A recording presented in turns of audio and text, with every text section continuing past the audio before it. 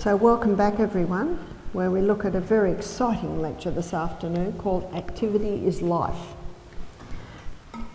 And many people forget that.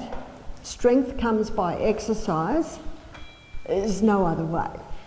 One lady said, "Barbara, what can I do for my circulation other than exercise?"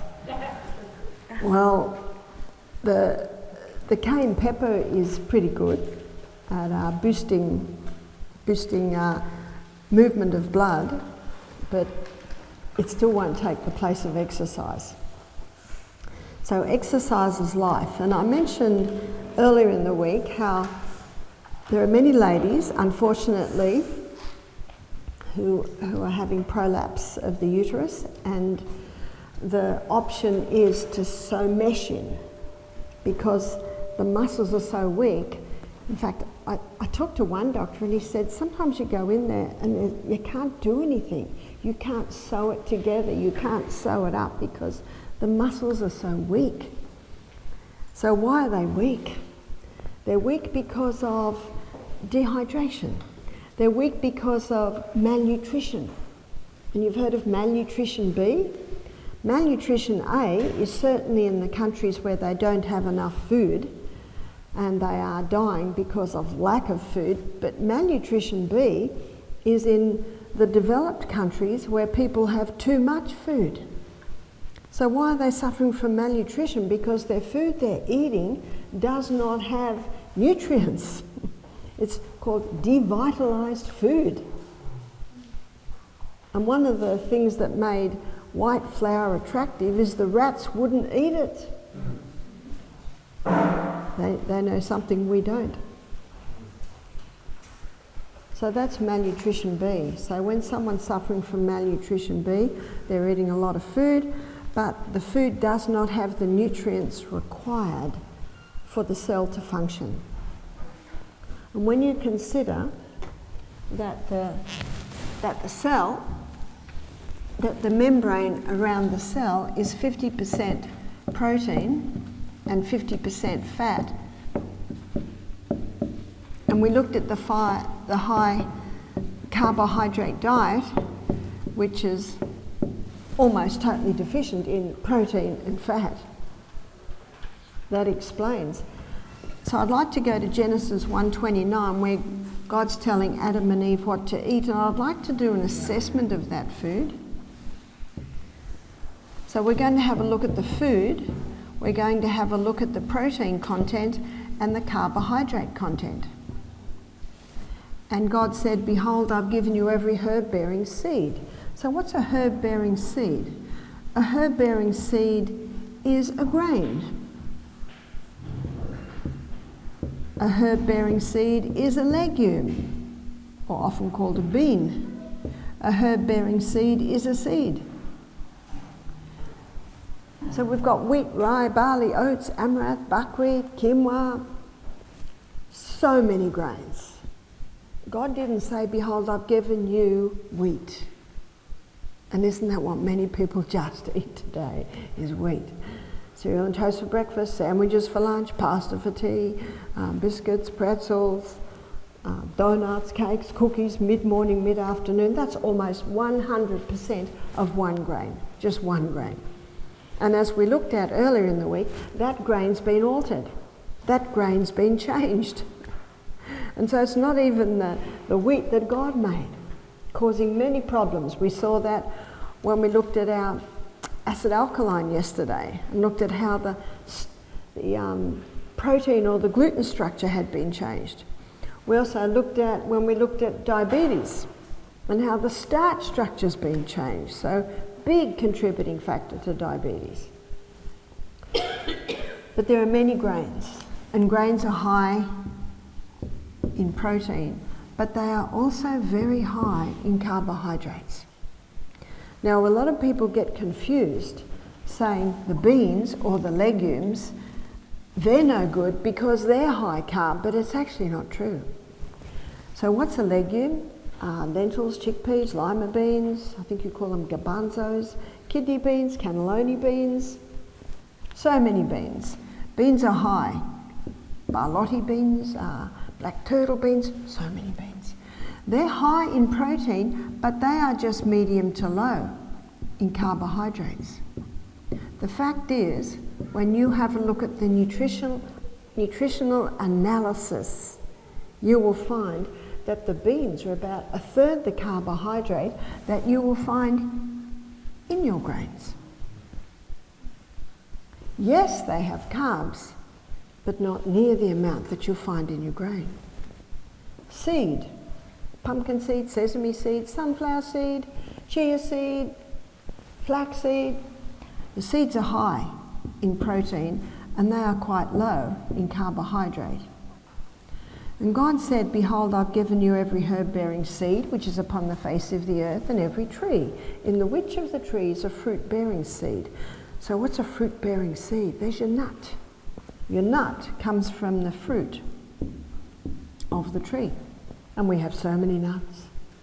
Macadamia nut, pecan, you call them pecan, we call them pecan, walnut, almond, Brazil, hazelnut. So many nuts. Nuts are high in protein and low in carbohydrate. We've come to a time of the week where we're able to pull from the different lectures. And you will see when we look at the acid-alkaline level in the body, we should be eating lots of fruits and vegetables, and also including the nuts, the seeds, the legumes. When we look at the colon, we see it needs fibre. We need lots of fibre, and we need legumes, nuts and seeds. When we look at what the membrane of every single cell is made from, you can see why protein and fat are two essential nutrients. All except for the brain cell. So here's the brain cell, and that membrane there is 50% fat, but when you get to the arm that comes out of the nerve cell, you've got this fatty substance here that adds another 30%. Another 30%. So which means that the brain cell is 70% fat. And on the high carbohydrate diet, again, usually lacking adequate fat. And the last thing God said is, the seed, to you it shall be for meat. Meaning the main substance of your food that supports the three essential food groups are fibre. And when we went on our journey through the gut, we saw how important the fibre is to move that colon. Protein.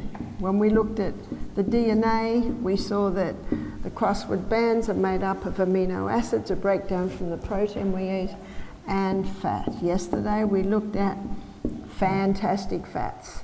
So that again supports why the fibre, protein and fat are essential nutrients. We also had a look at how carbohydrates, when they break down in the body, they break down to glucose. And you know this pathway well. I could just about sit down and you could just about draw it. Yeah. When the glucose goes in, it goes through a 20-step pathway which gives 2 units of energy.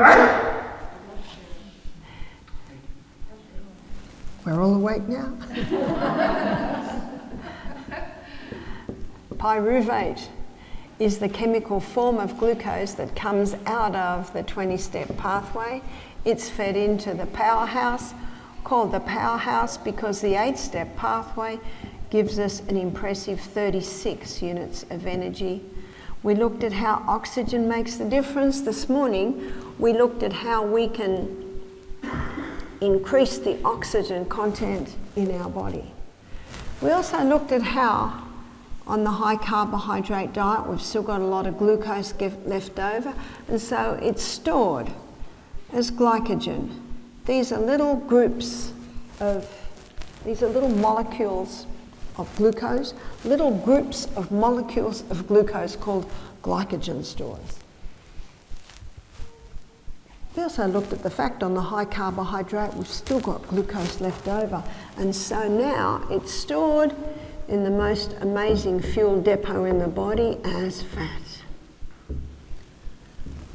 What I want to show you today is how that can be reversed through exercise. In his book, Body by Science, Dr. Doug McGuff, he's the exercise guru called, the exercise doctor, and he was investigating the importance or the power of exercise for his heart patients. So he came up with, and he came to the conclusion, the most powerful form of exercise is the high intensity interval training. First documented in Germany before the war. What's the name of that book, sorry? Body by Science. Body by Science. So the interval training was mentioned before the war. There were some German trainers who were training their athletes, and they found when they trained them like this, they had an edge. Much was lost in the war, and it wasn't until the 80s it was started to be considered again. And a Japanese trainer called Tabata was training his figure skating girls in the high intensity interval training. And as the name implies, these are intervals of high intensity, intervals of recovery, and done for a cycle. So what Tabata did in the Tabata protocol, he got his girls to do 20 seconds high intensity, 60 seconds recovery, and they did this for a cycle of 6. And he found when it came time for the event, his girls had an edge. And isn't that what it's all about in the Olympic Games? You've got the best athletes from every country in the whole world. What Dr. Doug McGuff came at, and I've read a few books on this subject, and they all seem to agree that 30 seconds, upping it a little bit to 30 seconds, high intensity, 90 seconds recovery, and it's done for a cycle of 6. As Dr. Doug McGuff says, when you start doing this, we're not going to be able to hold you down. You will have so much energy. Why? Because the more you increase the oxygen, the more energy that you're going to have. So what's the high intensity? This is anything that gets the heart rate up and increases respiration. So Michael and I, we run up hills, and our recovery is walking down the hills. Not everyone can run. But the research that I've looked at, majority of research done on the high intensity interval training has been done on the exercise bike. So if someone's a little unstable on their feet, they're holding on.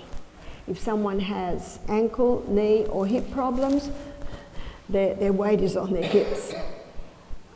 And on the exercise bike, you can go as hard and as fast as you can, and then when it's recovery time, it's just going slow. When do you know you're ready for recovery time again? When your heart rate has settled a little and you're starting to breathe normally again. I did mention the other day about Al Sears and his book Pace, and he quotes a lady that did 7 seconds high intensity and needed 15 minutes to recover. So your fitness is not determined by how hard and fast you can go, but how long you take to recover. And that's why it's a good idea to note your recovery time, because as you get fitter, and in the book Progressive, the P mean, in the book Pace, P means progressive. This is progressive. What you cannot do now, you will be able to do. On one of my long trips from America to Australia, Australia to America, I watched a documentary on Usain Bolt. We all know Usain Bolt. Very fast man. Very tall man. I'd look like a child next to Usain Bolt. He's Jamaican. And we all look at Usain Bolt and we think, well, no wonder, look at the guy. And I remember the first time, I think it was so dramatic it made the news. And he was running in a race and he's just loping along, hardly any effort, and he's something like 2 yards ahead of everyone else. So, something that remarkable certainly gets on the news. And it was in the Olympic Games, And I remember the commentator said, this guy's not even trying. And he's way ahead of everyone else. So when I watched the documentary on it, I was interested to know his background. I was interested to know, about him, because, such a remarkable runner. And wow, did he train. So he had the genetics, but it was not enough. Genetics loads the gun, but lifestyle pulls the trigger. He had some genes there, but to become to a state where he could compete and win, he had to train.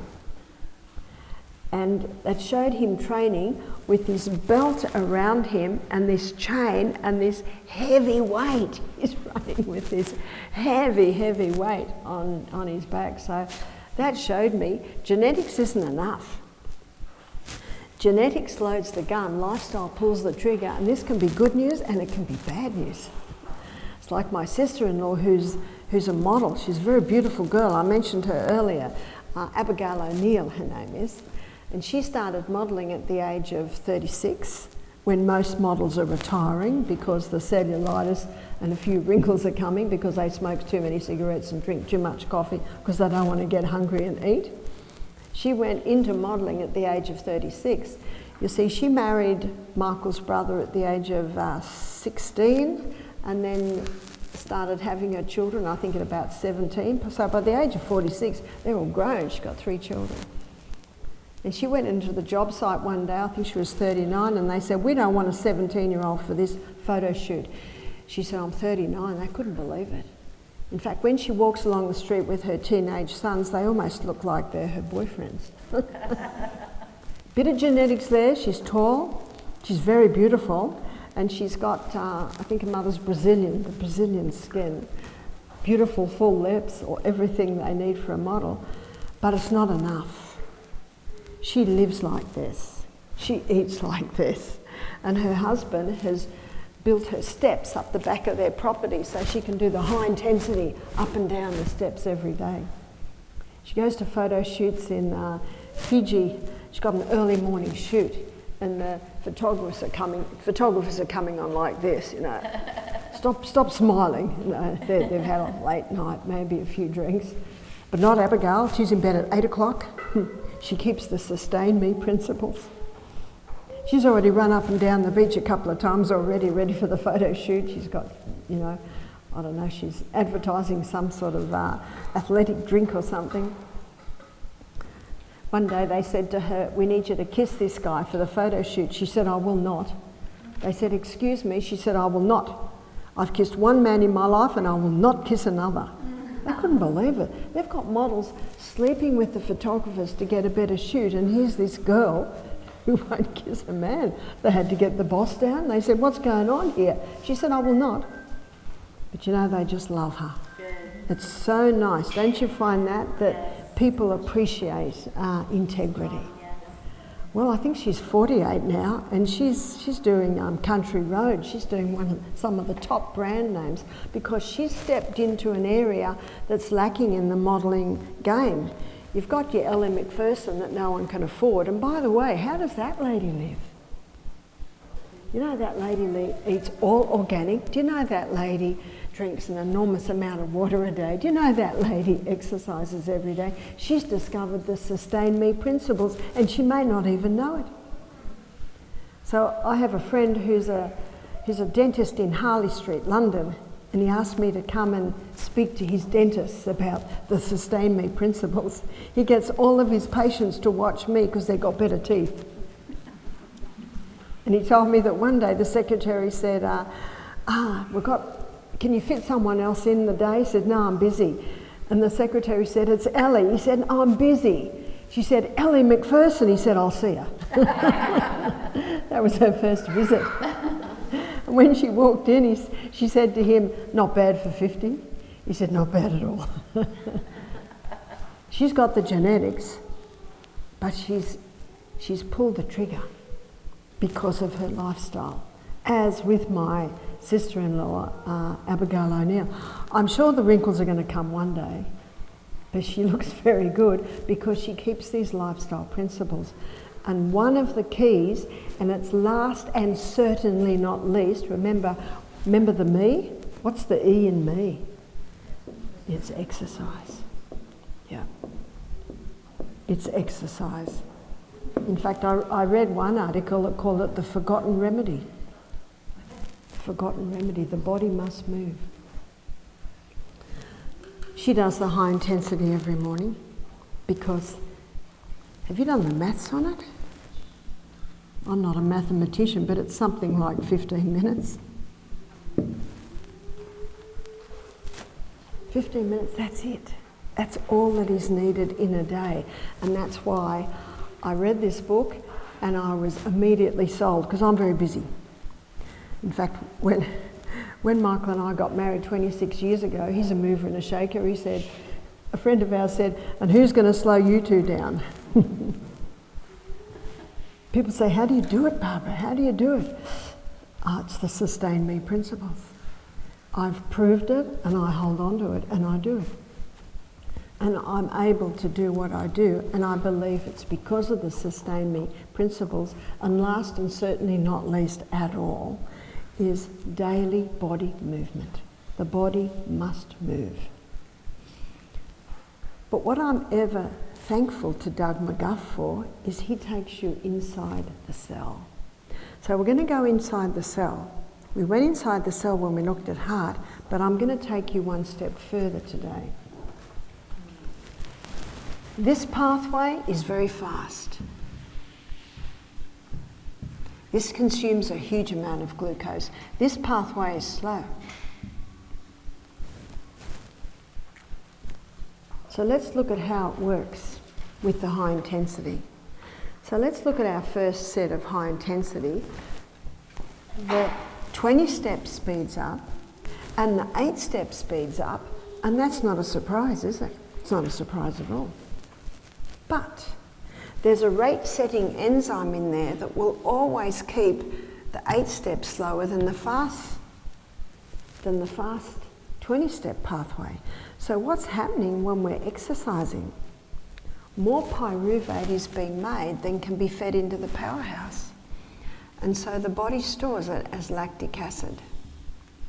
I'm sure we've all heard of lactic acid. In recovery time, and the research shows the best recovery time is not just sitting down on a bench, not just stopping. Yes, you can stop and look at the view halfway up the mountain, but while you look at the view, you're doing some gentle exercises. And the lunge is very important. Lunge. Just doing these stretches, they're good ones, they're gentle. You're on the exercise bike, it's slowly cycling. If you're on the rebounder, it might be just this, compared to jogging on the rebounder or leaping on the rebounder. In recovery time, the liver converts that lactic acid back to pyruvate. And that pyruvate continues to feed into the 8-step pathway. Do you know what that means? When you're in recovery time, and how we love recovery time, when you're in recovery time, you're burning just as much fuel as when you're running for your life. But something else, in recovery time, what's happening to your lactic acid? It's getting mopped up, which prevents the build-up of lactic acid in the cell, which prevents the cell going too acidic in exercise. And that's one of the reasons it's such a powerful form of exercise. But there's more. When we're getting up to our second set of high intensity, our glycogen stores are being plucked. Remember, they're quick release glucose stores? Pluck, fed through the pathway, pluck, fed through the pathway. And by the third set, we're running out of glycogen stores and we're needing fuel. And the body knows it because we're moving, and we're moving fast. So what the body does now, it causes a release of the human growth hormone. The human growth hormone is very active when we're growing. I stopped growing at 16, that's probably not a surprise. So my human growth hormone went into retirement when I turned 16. or around my 16th year. My son William, he grew 2 inches from 19 to 22. Often guys are growing more later. So when I was in Ireland last year, I stayed with a 6'8" man, and his 18-year-old son was 6'6". Well, there's a photo of me in the middle and I look like a tiny little girl. I wonder if he's going to keep growing. The genetics are interesting. His mother is 5'7", which I guess I'd consider fairly tall for a lady. So maybe he will keep growing here. And what do guys that tall all do? Basketball, because all they have to do is go. So the human growth hormone, it goes basically into retirement when we stop growing.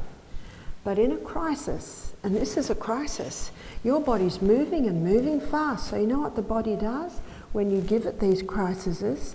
It adapts and adjusts. It adapts and adjusts. It becomes stronger. It becomes more alert. So it releases the human growth hormone from the pituitary gland. And when the human growth hormone is released, it activates hormone-sensitive lipase. Hormone-sensitive lipase releases the fat stores.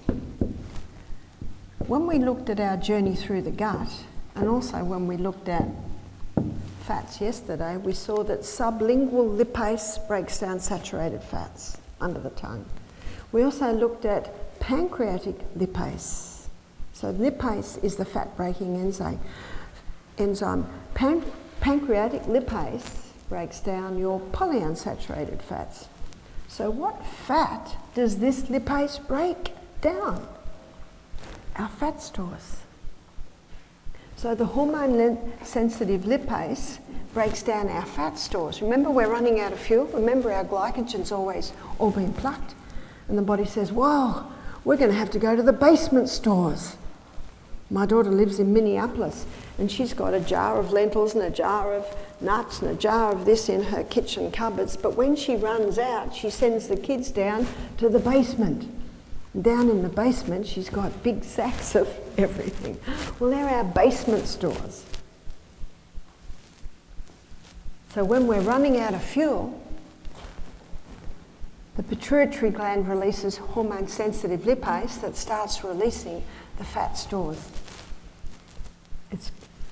And then the human growth hormone not only does that, it stops burning glucose as fuel and becomes a fat burner. Glucose burns at 4 calories per gram, whereas fat, it burns at 9 calories per gram. And every weight loss book has that in psychedelic colours, is that right? As the reason that you should stop the fat. Because fat has more than twice the calories as glucose. But what they don't realise is what a calorie is. A calorie is a unit of energy. So if you want a high energy food, what do you eat? Fat. That's why putting coconut cream, maybe some oil, into a smoothie in the morning for breakfast, that's going to give you some good fuel. Dr. Robert Atkins, he showed that you can have a 2,500 calorie a day diet that is all carbohydrates and you'll put on weight. And you can have a 2,500 calorie a day diet, which is high fibre, generous proteins, great fats, and you can lose weight. So anyone who's still counting calories, they're back with the dinosaurs. You know, there's calories and there's calories.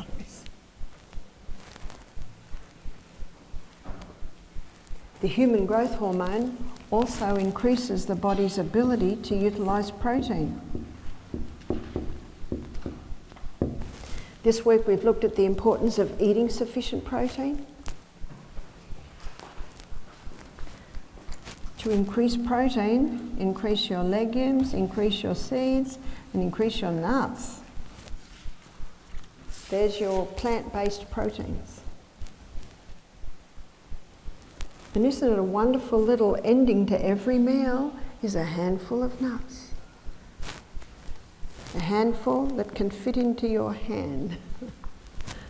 One young man said, fit into my hand like this? I said, no, one hand. I can fit about 8, maybe 10 at a stretch. That's about the right amount per meal, per day. How many people don't eat any nuts for weeks, get a whole bag of cashews, eat the whole lot in the afternoon? You know, the tragedy of doing that is that you can develop an allergy.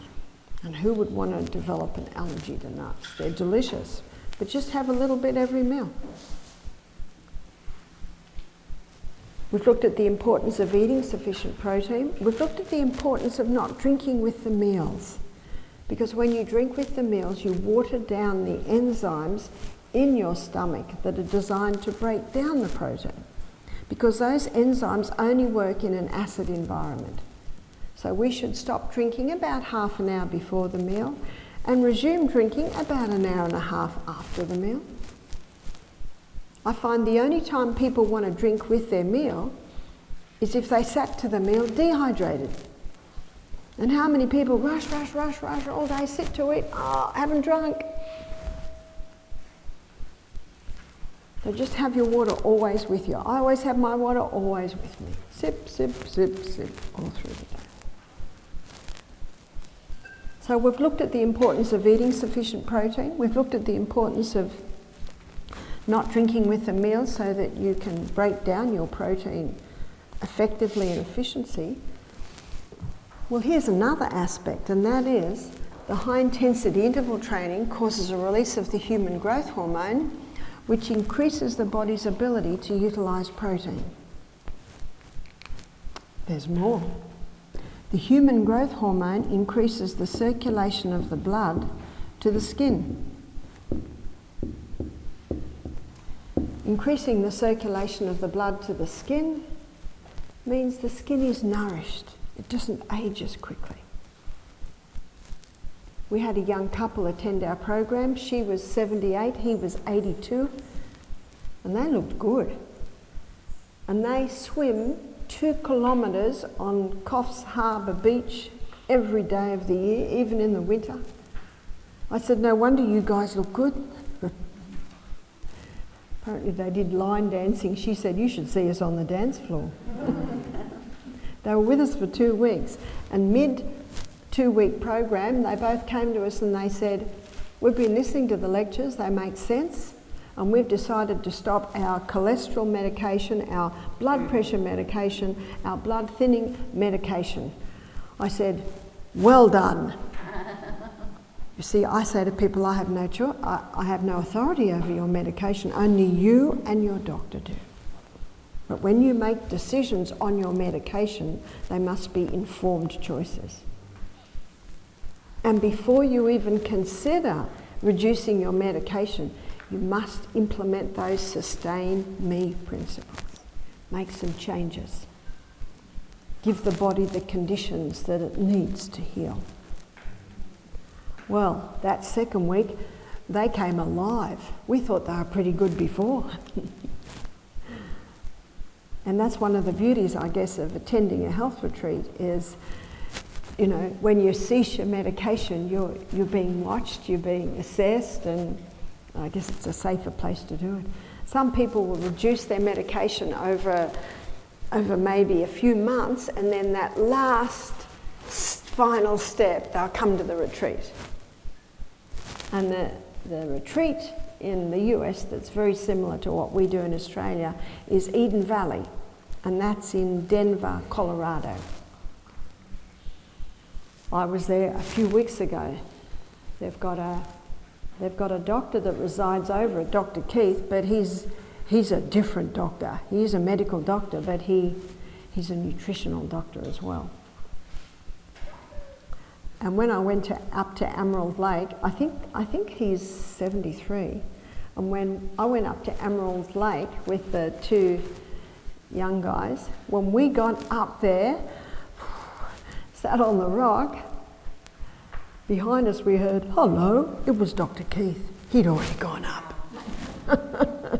There's a reason why he's still very active at 73. Oh, he's fit.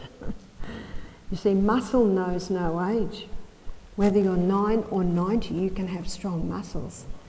Yes, the muscles of a 70-year-old are a little bit different to the muscles of a 10-year-old, but they still can be strong. They still can be strong. So increasing the circulation of the blood to the skin means that the skin is nourished. So Ella McPherson looks as good as she does at 50 because she's well hydrated, she's well exercised. The only time you might be in trouble with exercise if you start exercise dehydrated. And the most dehydrated time of the whole day is when you wake up in the morning. So the first thing in the morning is that crystal of Celtic salt and the glass of water. Remember what that Celtic salt does? See, there's a bilaid membrane around every cell. And the magnesiums, have you noticed in that salt it's very wet? It's very wet because there are 3 magnesiums. And magnesium is a water-hungry molecule, so whenever it's raining, it's probably even wetter now than it was this morning because of all the rain we've just had. But when you put that in your mouth, the mucous membranes in the mouth start to absorb those minerals. It's taken to the cell. Then you have your water, and that magnesium pulls the water into the cell. Quickest way to hydrate a body. How I have my water before my exercise is I wake up in the morning, I have a little salt, half a glass of water. I go to the bathroom, I have another half glass of water. I get dressed, I have another half a glass of water. Oh, a little bit of salt there. I pray, I have another half glass of water. I read my Bible, I have another. Can you see what I'm doing? You just spread it out. So by the time I exercise in the morning, I've usually had often 3 glasses of water. My timetable's a little bit disrupted at the moment because I've only been in the US a week and a half. So I'm not, but I usually, and I'm starting to wake up. I think this morning it was 5:30. My usual habit is to wake at 5 and eat at 7. I usually walk at 6, so that's my usual habit. And by the way, the body loves routine. It loves it when you do the same things at the same time every day, because we are creatures of habit, and the body gets used to that. And that's why the second last law of health is moderation. And moderation is also moderation in time, moderation in your schedule. The movie stars pay $1,000 a week for this, the human growth hormone. I think it was about 15 years ago, Sylvester Stallone was caught at Sydney Airport with vials of human growth hormone. So I'm offering it to you cut price today. 15 minutes, high intensity interval training a day will cause a release of the human growth hormone. Ella McPherson doesn't need to pay $1,000 a week for that. She probably needs to save that money to go and see the dentist on Harley Street. My sister-in-law, Abigail O'Neill, doesn't have to waste her money on the human growth hormone because they both access it naturally the way God meant it to be accessed. What an incredible body we live in. Are you starting to see that everything we need is actually in here? It's just giving it the right conditions. When you activate the human growth hormone, it remains active for 24 hours. What a bargain. It just takes a little bit of effort. And as you'll see tomorrow morning, I'm going to be looking at the part of our brain where we make our decisions. And sometimes when you wake up in the morning, you might have to do this. Come on. Because our feelings often tell us, I'll just lay in bed a little longer. So because I'm readjusting to the time change, and I don't get up in time to do my morning exercise, I'll either rebound or I'll do push-ups. And everyone should be doing push-ups for upper body. If you can't do push-ups, you can do, well, us ladies are allowed to do ladies push-ups. So when I broke my little toe about, well, it's 7 weeks ago that I broke my little toe, so it's perfectly fine now, but it wasn't for a while. I did push-ups on my knees because I could not walk. And I walk very, very fast. Wherever I go, I walk very, very fast. I have to keep up with Michael. He walks very, very fast. And I'm going through the airport walking like this. Oh, it's very hard, very hard. Very hard, but I can do it now. So no matter where I am, know what I'm doing, I do something. It's important to do something.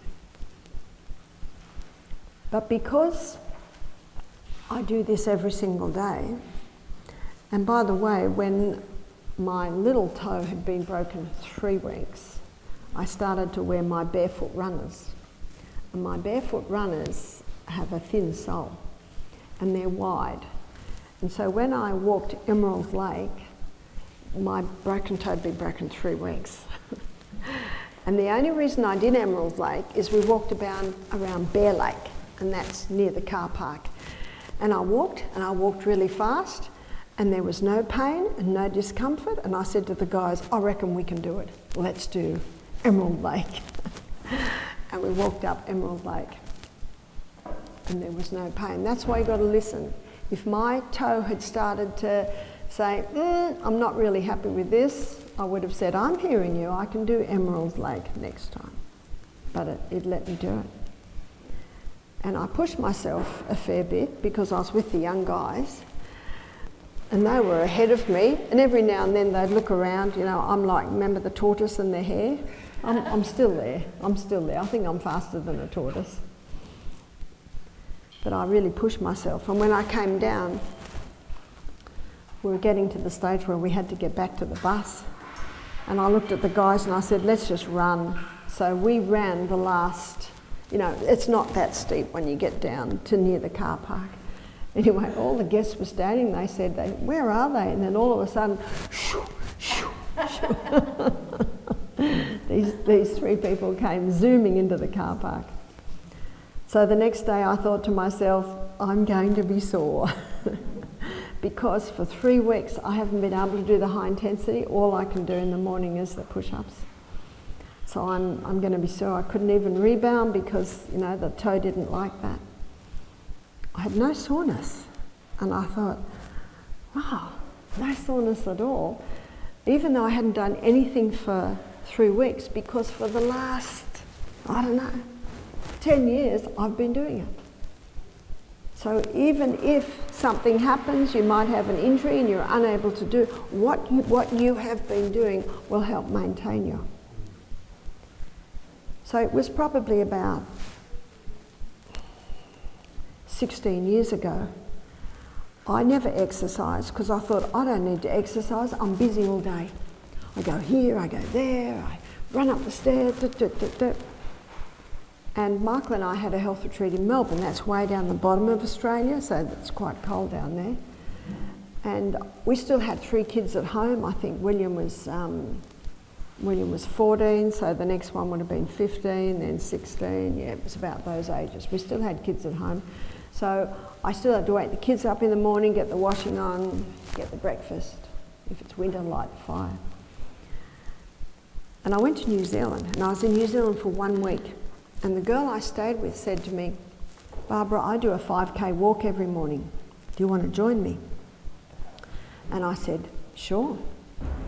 Didn't have to get up and get the kids going, all of that. Halfway around the 5K walk, I couldn't keep up with her. So what would be 5K? That would be 9 miles? Would that be about right? 3.1. Oh, half, 3.1. 3.1 miles. And so I couldn't keep up with her halfway, and she's twice my size, which I guess isn't that hard, and about 10 years younger than me, and I was a little bit embarrassed because I'm the health teacher and I couldn't keep up with her. Anyway, I gave my lectures in the day, and then the next morning she said, "Are you coming?" I said, "Sure." And I got out of bed. Oh, I could hardly move. My legs were very painful. She said, "Are you coming?" And I said, "Sure. I'm the health teacher." She had a friend with her this day, and they just were way ahead of me the whole time. And I limped along for the rest of the week and went, and you know what I said to my body? "I'm hearing you. You got to listen. You must listen." Many people complain about the doctor that won't listen to them. Don't be that doctor. Listen. And I said to my body, "I'm hearing you." So when I got home, I thought, I've got to exercise. I've got to practice what I preach. I've just proved to myself that being busy all day is not enough. So the only way I could do it was to wake up half an hour earlier. So I had to walk at 5:30 in the morning. That's the only way I could actually fit everything into the day. Because even though I had 3 kids at home, I was still working as the health director in the health retreat. And so I had to be in the health centre at 8 o'clock every morning. So to get everything, that's feeding the kids, putting the washing on the line, you know, all the things that you do. And at that time, I used to always get cold feet. I remember sitting on my little ensuite sink, putting my feet in hot water, trying to warm up my feet. Always seemed to have cold feet. So I started exercising, and it was cold, and it was dark, but I found that it wasn't long before your eyes adjusted. It was just the pain. I didn't want to carry a torch. And you do adjust. And I'd get back, I'd do about half an hour. I'd get back, and I had the scarf off, the hat off, gloves off.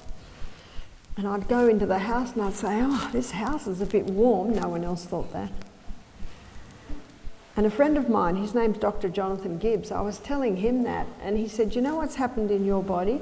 And he's got 3 PhDs, and 1 PhD is the effect of exercise on the cell. And he said to me, "When you do that, you're opening a network of capillaries in the body that equals the distance around planet Earth." Wow. So where are these capillaries? They're in your brain, they're in your ears, they're in your eyes. These are all the tiny little extremities. And what I also discovered, that when you exercise like that, the body actually grows new capillaries. That's incredible, isn't it? My cold feet were now gone. No longer did I have cold feet. Because what I was doing, I was increasing the circulation of the blood, not just to the skin, but down to the extremities. The heart pumps. No matter what we do, the heart pumps. But when you exercise, and you do this every day, you strengthen your heart. And when you strengthen your heart, it starts to beat stronger, and it starts to beat slower. Our exercise coordinator at Misty Mountain, his name's Howard. He's just turned 60 and all the guests think he's 40. He's incredibly fit. He exercises every day. It's one of his favourite things to do, and he loves riding bikes. You know, often for fun, after work, he'll ride his bicycle 40 k's and back. He's incredibly fit, and his resting heart rate is about 46 beats per minute. That's slow, isn't it? What's his heartbeat? His heartbeat is like emptying a big bathtub with a bucket. Boom, boom, gosh. Boom, boom, gosh. But say someone has a 70 beats per minute heart rate, that's like emptying the bathtub with a little teacup. Boom, boom, gosh, boom, boom, gosh, boom, boom, gosh. And by the way, it's not just boom, boom, gosh, it's boom, boom, gosh, rest. So Howard's heart rate is boom, boom, gosh, rest. Boom, boom, gosh, rest. So the 70 beats per minute is boom, boom, gosh, rest, boom, boom, gosh, rest. How much rest is that happening? Not much, not much. And that's not genetics, that we have say over that heart rate. So the more you exercise, the stronger your heart gets, the less it has to pump. In other words, it's stronger, beating less, and that's so much easier on the body, and yet gushing that blood through the whole body. And remember Leviticus 17:11, the life of the flesh is in the blood. So my son James, he was born with my body type, which is small, which is hard to put on weight, and no boy wants that body type. So he changed his body type by working out, and supplementing with protein, because protein is what our new muscles, it's amino acids that build up our new cells, our muscles. And today he's big. It's like this. He changed his body type. He changed his body type by working out and also supplying the nutrients that he needed. And he said to me, Mum, what you're teaching is what bodybuilding.com teaches. They used to do carb loading, but they don't do carb loading anymore because carbs give a quick high, but then a corresponding dump.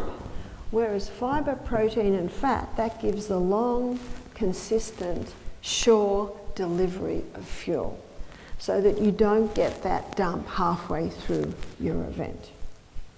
He said, when you do this high intensity exercise, it's like you're starting a little furnace in the cell.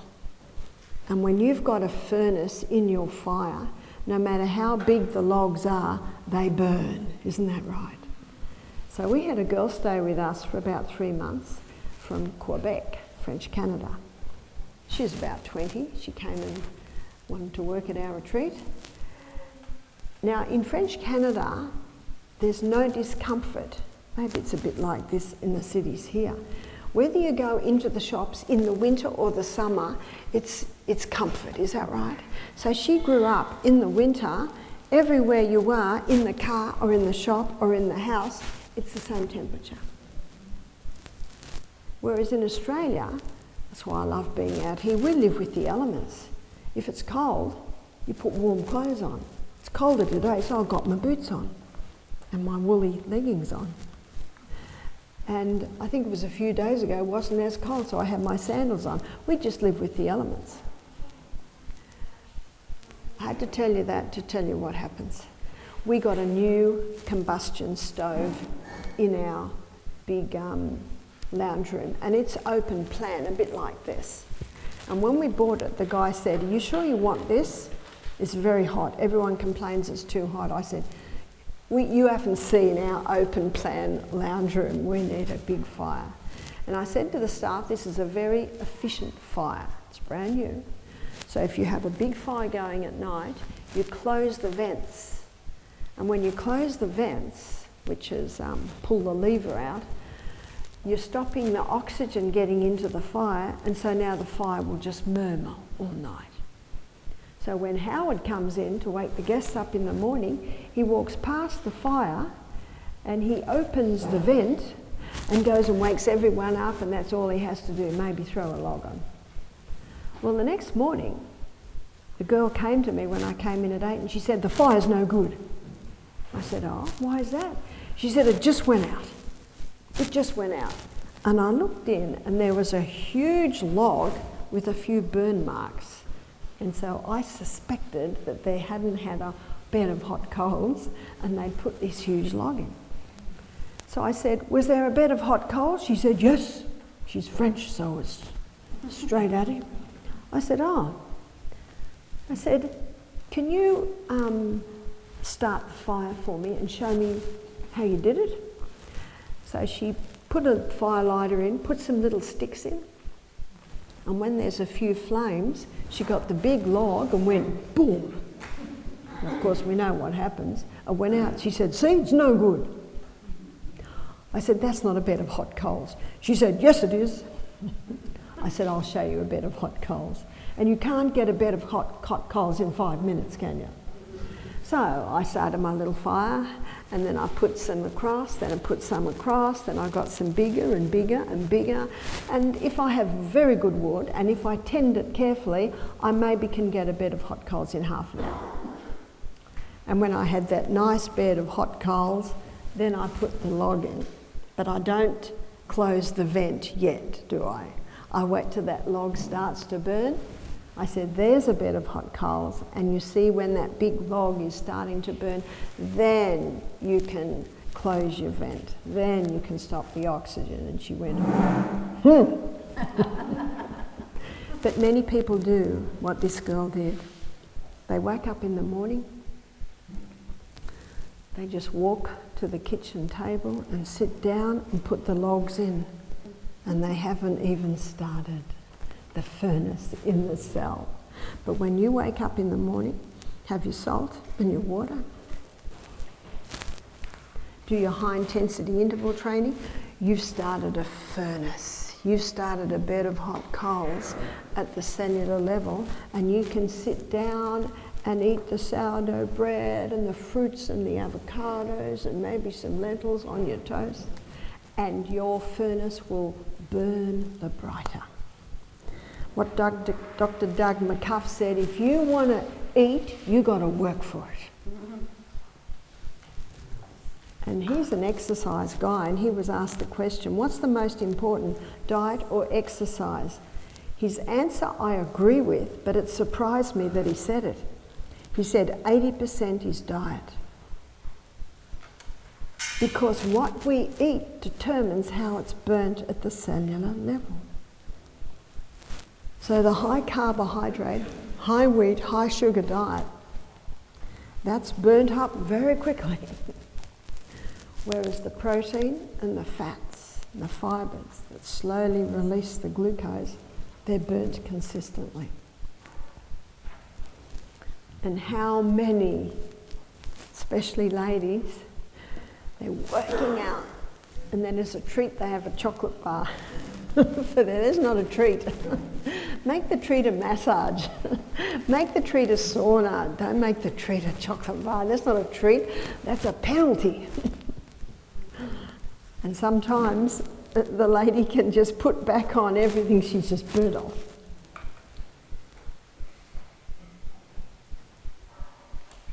But probably the most effective form of exercise is the rebounder. And I first read about this book in Albert Carter's book.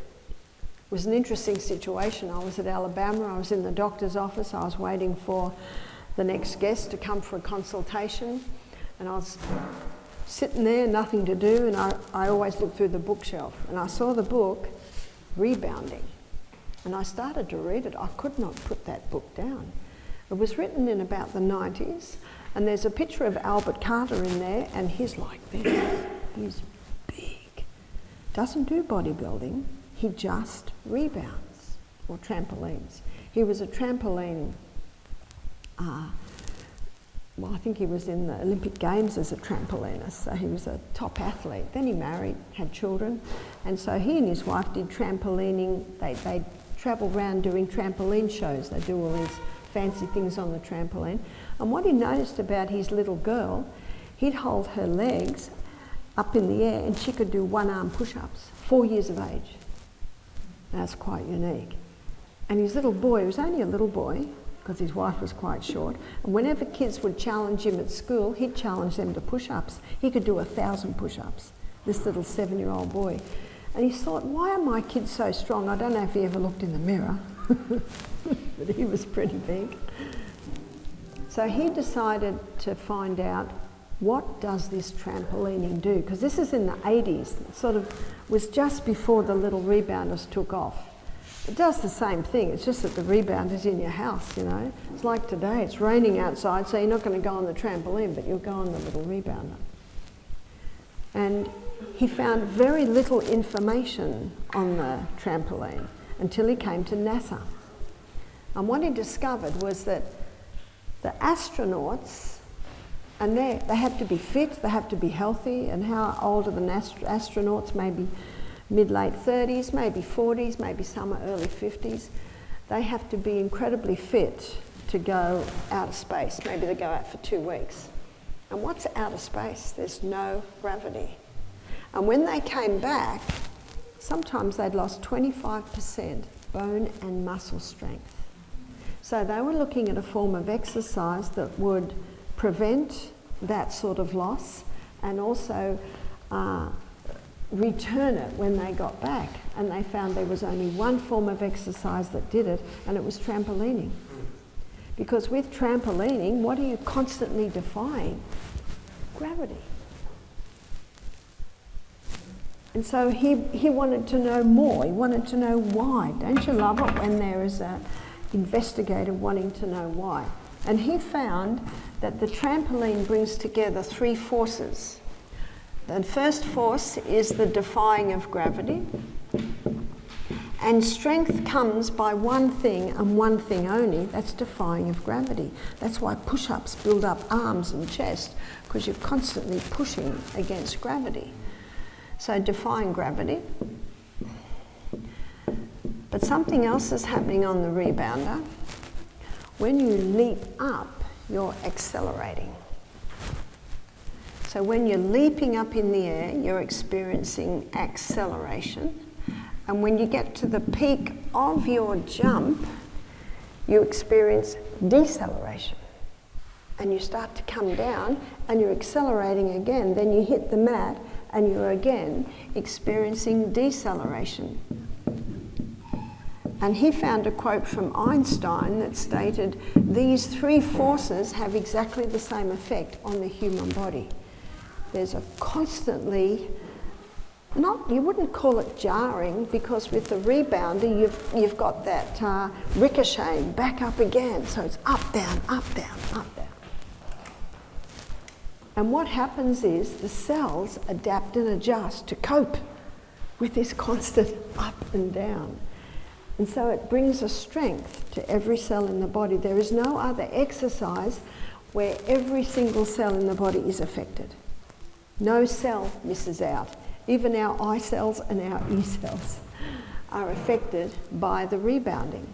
He also looked at another research where they had these athletes do like the Tabata protocol. You'll often see it in gyms where they do some rowing, then they do some pull-ups, and they do a whole lot of different, round of exercises.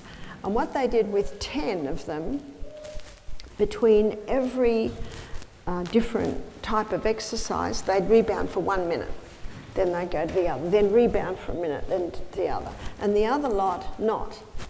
And after 3 months, they tested the strength.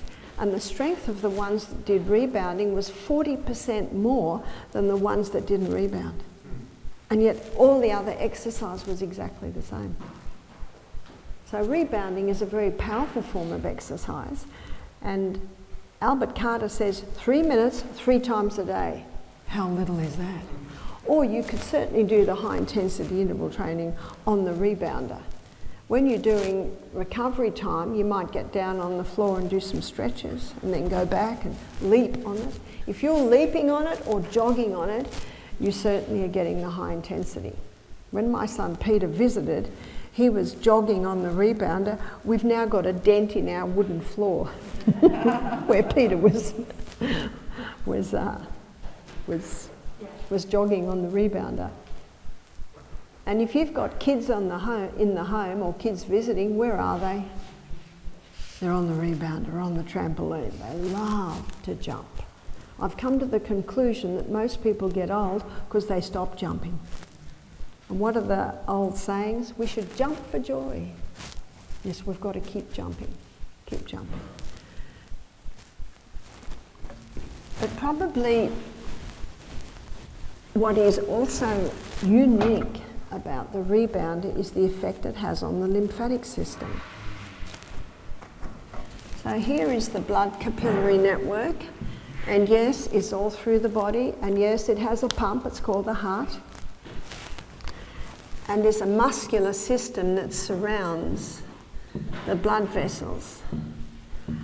And when our heart pumps, there's almost like a reverberation all through the body of that pumping of the heart that pumps the blood through. So when it gets to the extremities, especially of our feet, they go to little capillaries. There the arteries come away and then the veins come back. So how does the blood get back to the heart? Do you ever wonder that? We've got a second a second heart, and that's our calf muscle. So our calf muscle, it pumps the venous system back up to the heart. So I was in a lecture with Jonathan Gibbs one day, and he was lecturing, the guy with the 3 PhDs. You can hardly keep up with what's going on in his brain. He said whenever he was in university, within a year they couldn't answer his questions. Smart cookie. And he said to me, okay, it's time to stand up. Barbara, tell us about the second heart. And I just went like that. There's the second heart.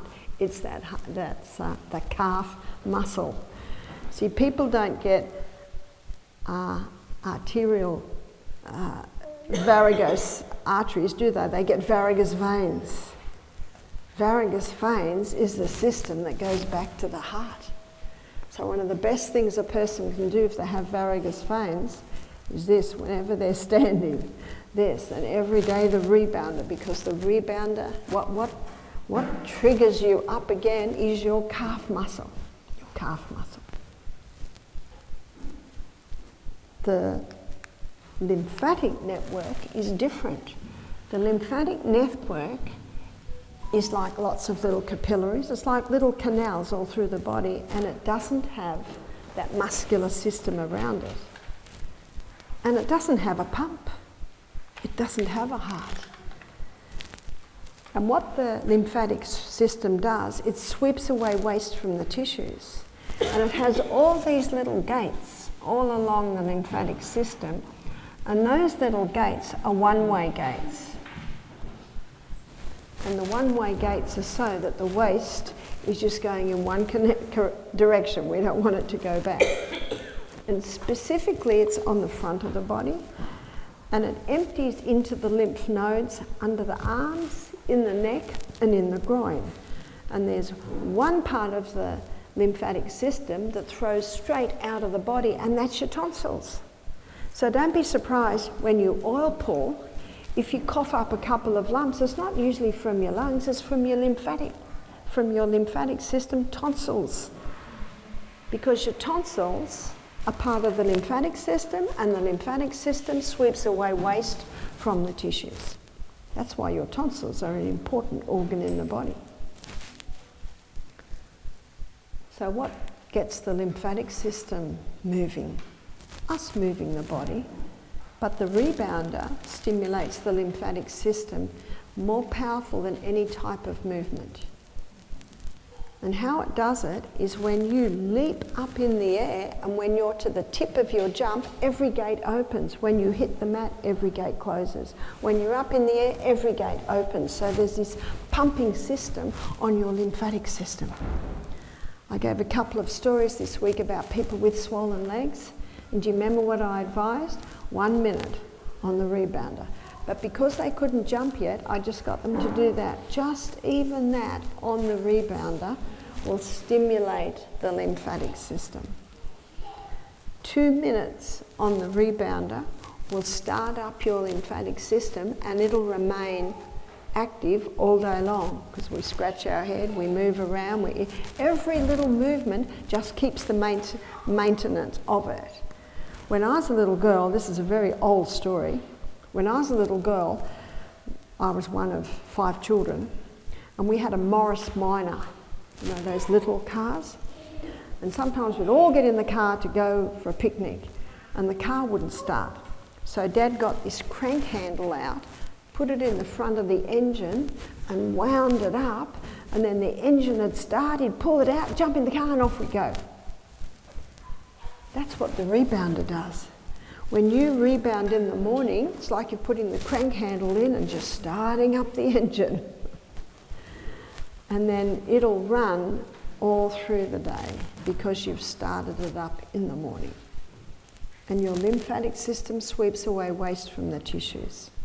And do you remember on Monday we had a look at the microbes in the body? How whenever there's build-up of waste in the body, our own microorganisms change roles and become the clean-up team. They're opportunist organisms. We need to vacuum clean our house every day to get the waste out. Because if we don't get the waste out of the body, then the microorganisms are going to have to have to change roles and become bacteria, yeast and funguses to clean up the waste. We live in an incredible body with an inbuilt ability to heal itself, and part of healing itself is cleansing. And cleansing the tissues happens under the action of the lymphatic system. The lymphatic system is not often mentioned. Most people are aware of their blood capillary network, but they're not aware of their lymphatic system. So to encourage your lymphatic system to clean the house, to clean the tissues every day, rebound. And if someone's unsteady on their feet, you can get a bar. Hold on to that. Just start small, and as you get better and better at it, you can start leaping more and more. So we need to be mindful of our lymphatic system. We need to be mindful of our capillary system. And do you remember what God said in Exodus 15:26? He said, if you will diligently hearken to the voice of the Lord your God, and I say in your body, listen to your body. My husband watched me come back every day from my exercise. It only took 3 years, then he joined me. And the other morning, well, let's see, when he's waking up about now, Australia's just waking up about now. And I was talking to him at our 5 o'clock, which is his about 6 a.m. And he said, look, I've got to go because I'm just about to do my run. You know what he's discovered? This is good. And I challenge you to see if you will not be better prepared physically, mentally, emotionally, spiritually for anything that comes your way because of that morning little chunk. Do you remember what Doug McCuff said? In a short while, we're not going to be able to hold you down because you'll have so much energy. Because of the 36 units of energy that every cell will give you when it has enough oxygen coming in. And we determine how many cells get that oxygen by the way we breathe, by what we do to our body, by our daily exercise. Are there any questions as we close off? With the high intensity on the stationary bike, you have the opportunity to do the resistance, like, high or low. Would you recommend like a pretty high resistance in that high intensity cycle? Can you, so the question is the resistance on the exercise bike? Yes, you can have like, you can just have a freewheeling bike, or it's kind of like what, like speeds, you know what I mean? Oh, yeah. And so it can go up to a point where it's It gets harder. Yeah, it gets harder. Yeah. I guess you just do what you can. Okay. And at first you might not to be able to do much resistance, but you will be amazed at how quickly your body responds. And that's what this exercise showed me, especially my first experience where I was in so much pain after just going on a 5K walk. And then what it showed me only a few weeks ago when I hadn't exercised for 3 weeks, but I did that huge climb, it just showed me that what you do most of the time is what determines the health status of your body. So it's not the odd day you do it, and it's not the odd day you don't. It's what you do every day that determines the health status really of the body. And you can take this into consideration regarding sleep, regarding water drinking, regarding exercise, regarding what you're eating. It's what you do on a daily basis that basically determines your health status.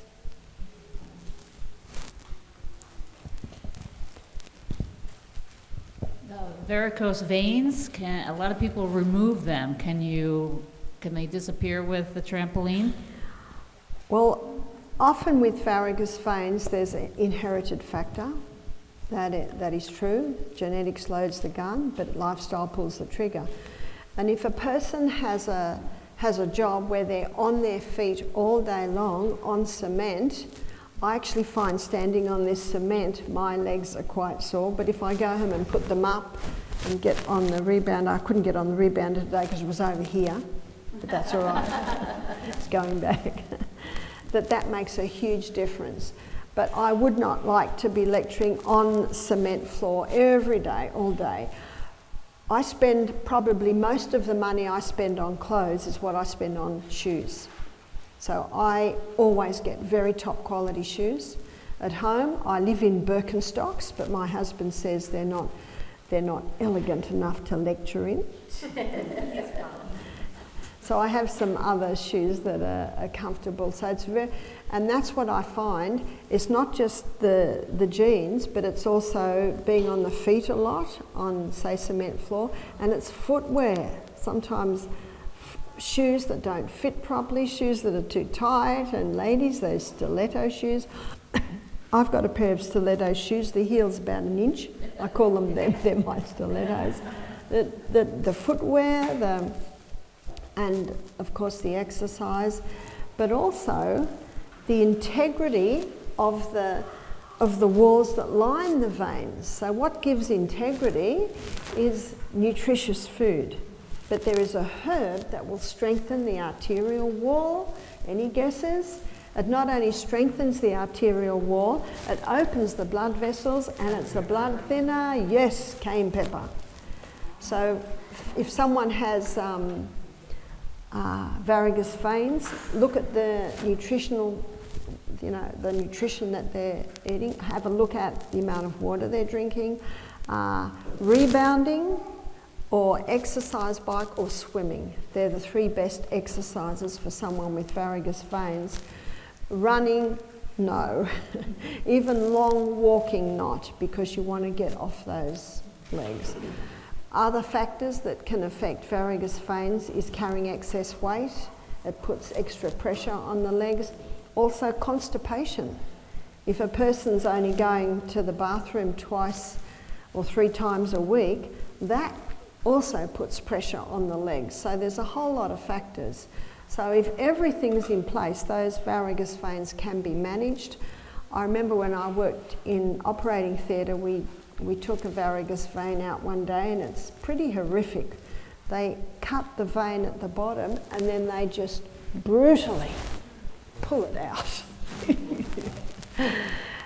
Well, apparently there's laser surgery now, which is a bit gentler, but I've known people that have had that, but it just returns. So what it is giving the right conditions. So if a young girl who's in her 20s sees that her mother or her father's sister has varicose veins, then she needs to start being mindful of that right now. She needs to be mindful of giving her body the right conditions so it doesn't actually develop big time. When you were talking about the cell, you talked about amino acids that the body produces. Is it all right to supplement with amino acids like Sprague's? The best way to supplement for amino acids is more protein powder. So because if you have it in food, it's in the perfect balance. And we use a pea protein powder because we give our guests a protein supplement on the juicing days, every second juice. And if we've got a young man who's worried about losing muscle and weight going through the program, we'll also give them a protein drink, maybe 7 o'clock at night. But we use the pea protein, which is a balanced protein because the pea protein comes from a bean.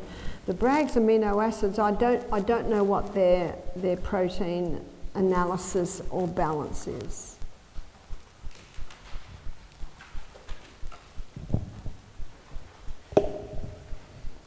What about grounding? About Grounding? grounding's fantastic. Does everyone know what grounding is? The middle of the earth is hot and the sun connects with the heat of the earth and the lightning also. And so when we walk barefoot, we are also getting some of that energy from the earth. So grounding's great. Grounding is just walking barefoot on nice soft grass. even a couple of times a day. And there are whole books written on grounding, and some people testify that they sleep better if they walk barefoot on the grass every day. You might not want to walk barefoot on the snow, but even then, if you have a hot shower and run out and even do a 20 seconds run on the snow and come back and put your nice sheepskin slippers on, even that gives a little bit of an effect. So grounding certainly can help. Grounding mat, and I think it has magnets in it, is that right, the grounding mat? Plug it in to the ground of the plug. Okay. The electrical outlet. Yeah, I'm not familiar with those ones. So hard to comment on them.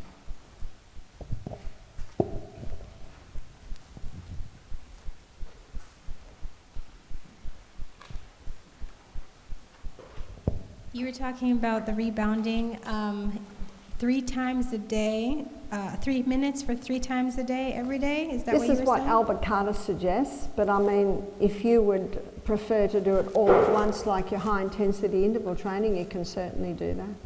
And 3 minutes, it's not really high intensity, because when you do 30 seconds high intensity, that's really extreme. So I just tell you what Albert Carter suggested. Some people will do the high intensity interval training. I do the high intensity interval training, and then I usually do a few minutes on the rebounder. So you play with it.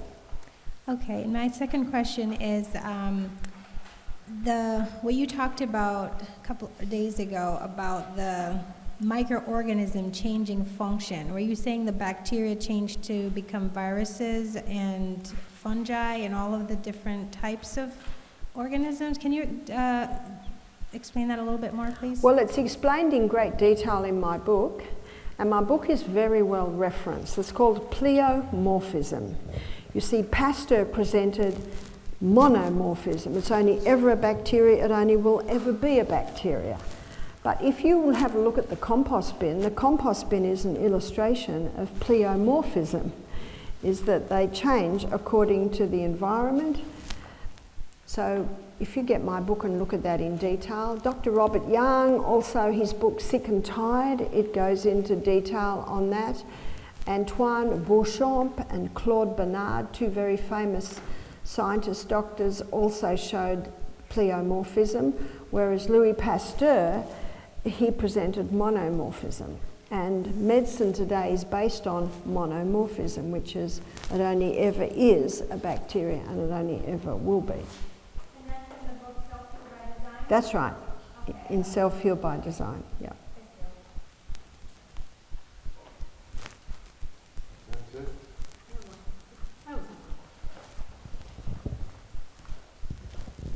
So, do you have it written anywhere, a parasite protocol? You gave us a couple different herbs, but I don't know that we went over how you take Well, usually with the black often you'll get a mix that's got black walnut and wormwood and oregano essential oil. Often you'll get a mix with those together. In a pill? Yeah, or a capsule. Sometimes it's a liquid. So then you would take it as prescribed, as they advise, maybe 3 times a day for a week, and then you give a week's break. And if there are any little eggs, they break out, then you do it again to get that. And some advise doing it every second week for, about 4 weeks. Well, every second week for 4 weeks, but only twice, so 4 times, so that would be like 2 months. And we talked about tinctures, so that wouldn't be recommended. We talked about putting those. Well, you can get tinctures that are extracted with glycerin. Glycerin, okay. Yeah. Just not the alcohol. Yeah. So with the alcohol, you can rub on your skin. Yeah. Thank you. Okay. So we've finished. Another question. One more. It's actually going back to your previous lecture. You had me thinking during the break. You mentioned that cats and dogs should not be in the kitchen or the bedroom because we would be subjected to their parasites. So I'm wondering, through what mechanism are we going to get parasites from our animals? Well, you pat their hair, Right. and touch anything that you're going to eat. I know I saw my niece one day. She squatted down and rubbed the dog and then got up and made the salad. That then they can be on the skin and they can get in the food and you can eat the food. So there's many ways they can come in like that. Okay. And often when you pat a dog, if my hands are in the dirt, they're dirty and I wash them. But when you pat a dog, you often don't realise that you've got to wash that hand before you touch food, before you touch your mouth, before... No, I understand. Yeah. That makes perfect sense. Thank you. Yeah. That's how easily parasites are transmitted. Yeah, that's true. That's true.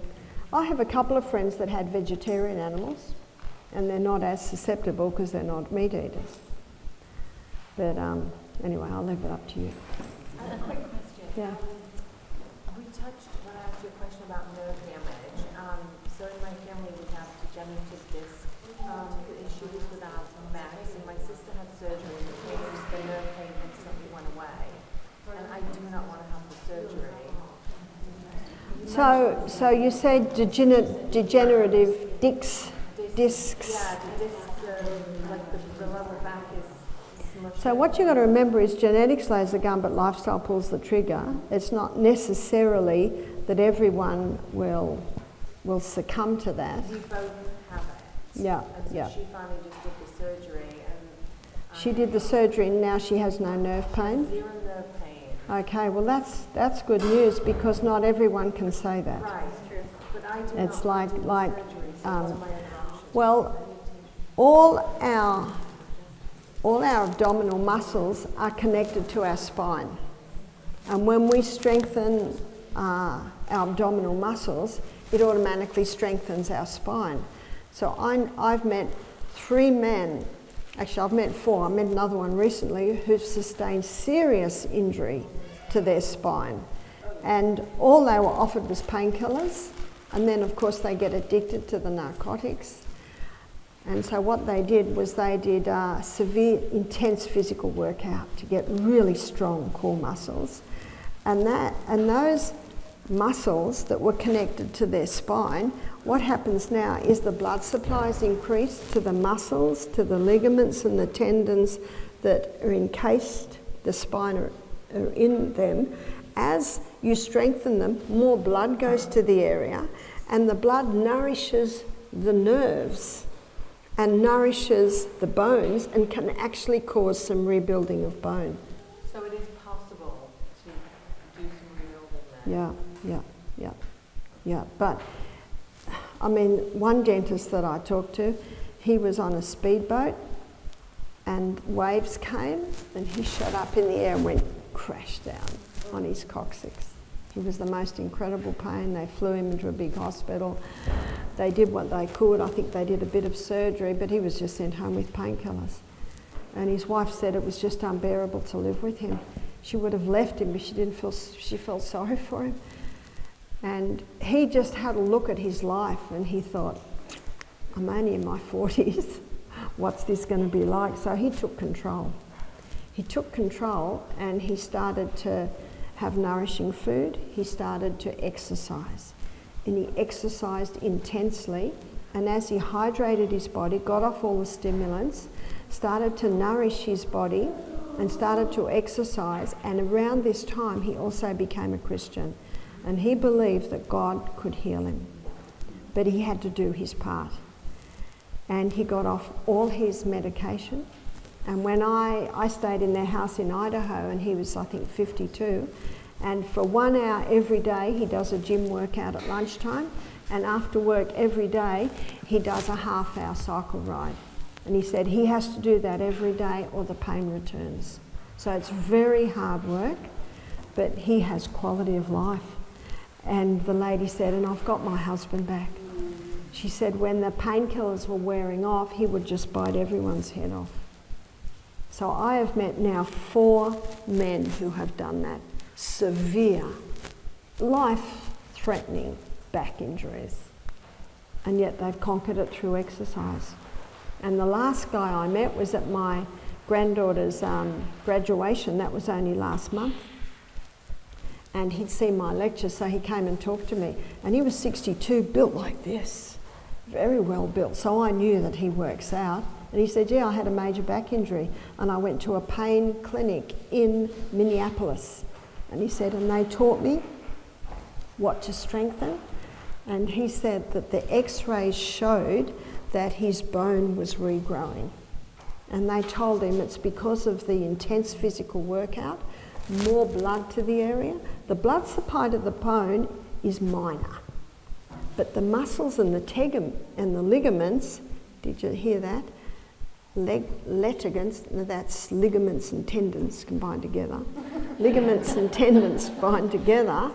Because you're exercising so much, more blood is going to them, and they're actually feeding the bone. I found that incredible. I said, that makes sense. He said, I have quality of life now. So I call that God's surgery. But it's hard work. It's hard work. And one guy, he showed me, he did a handstand. This guy's in his mid-40s, and he went down from the handstand like that till he touched the ground. Whew. There's cast iron muscles there. But he said he's got such a major back injury that his spine is curved from the injury, and they can't do anything about it. But he said, because of what I do, because of how I keep that core strength, he said, I have no pain and I have quality of life. So it gets back to us, doesn't it? Yeah. Choose your hard. Yes, choose the hard, that's true. Choose the hard. I'm going to say a closing prayer at the end of our day. Father in heaven, thank you again for such an incredible body. And thank you for showing us what we can do to get the most out of this body. For we know that in John 10:10 you said you came that we might have life, and that we might have life more abundantly. Thank you for showing us how we can do this. We pray these things in Jesus' name. Amen. Now tonight I'm going to show you where to begin.